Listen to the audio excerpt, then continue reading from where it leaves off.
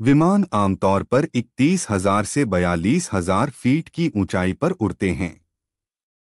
लेकिन जिस पक्षी के बारे में हम बताने वाले हैं, ये इस ऊंचाई से ऊपर उड़ने में सक्षम है। वर्ल्ड रिकॉर्ड के मुताबिक रुपेल का ग्रिफॉन गिद्ध 37,000 फीट की ऊंचाई तक पहुंच सकता है और ये दुनिया का सबसे ऊंचा उड़ने वाला पक्षी है।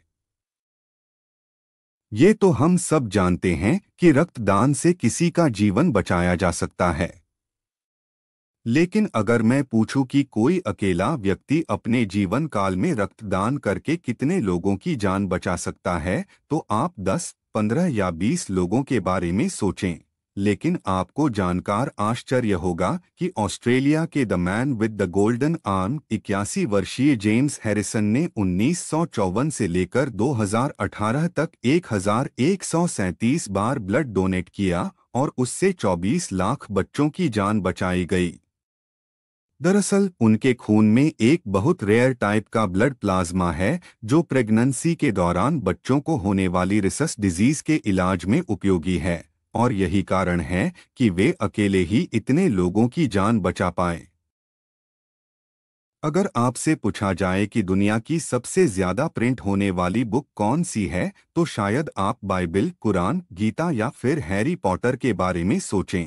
लेकिन आपको जानकर आश्चर्य होगा कि फर्नीचर और होम एक्सेसरीज बेचने वाले आइकिया स्टोर का कैटलॉग दुनिया में सबसे अधिक प्रिंट होने वाली बुक का रिकॉर्ड रखता है। लगभग 2 दर्जन भाषाओं में इसकी हर साल 20 करोड़ प्रतियां छपती हैं। जब भी सी पायरेट्स या समुद्री डाकुओं की बात होती है, तो एक आंख पर पट्टी बांधे किसी आदमी की इमेज दिमाग में बन जाती है। लेकिन आपको जानकर आश्चर्य होगा कि वर्ल्ड्स मोस्ट सक्सेसफुल पायरेट कोई आदमी नहीं बल्कि एक चाइनीज औरत थी। उसका नाम चिंग शी थी और वह चेंग नाम के एक खतरनाक पायरेट की विधवा थी। माना जाता है कि एक समय 1,800 समुद्री डाकू जहाज़ों पर उसकी हुकूमत चलती थी और उसके अंदर 80,000 आदमी काम करते थे। जब प्रथम विश्व युद्ध अपने चरम पर था और सेनाएं एक दूसरे के खून की प्यासी थीं, तभी अचानक एक दिन बिना किसी संधि या घोषणा के युद्ध एक दिन थम सा गया। यहाँ तक कि दोनों तरफ के सैनिकों ने नो मैन्स लैंड पर आकर एक दूसरे के साथ खाना पीना खाया और फुटबॉल भी खेला।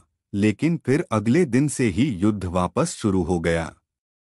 युद्ध को रोकने वाला वो स्पेशल डे था 25 दिसंबर 1914, यानी जीसस क्राइस्ट का जन्मदिन। सिने भयंकर युद्ध के बीच भी मानव के अंदर की मानवता को जगाया और एक दूसरे से प्रेम पूर्वक पेश आने पर मजबूर कर दिया।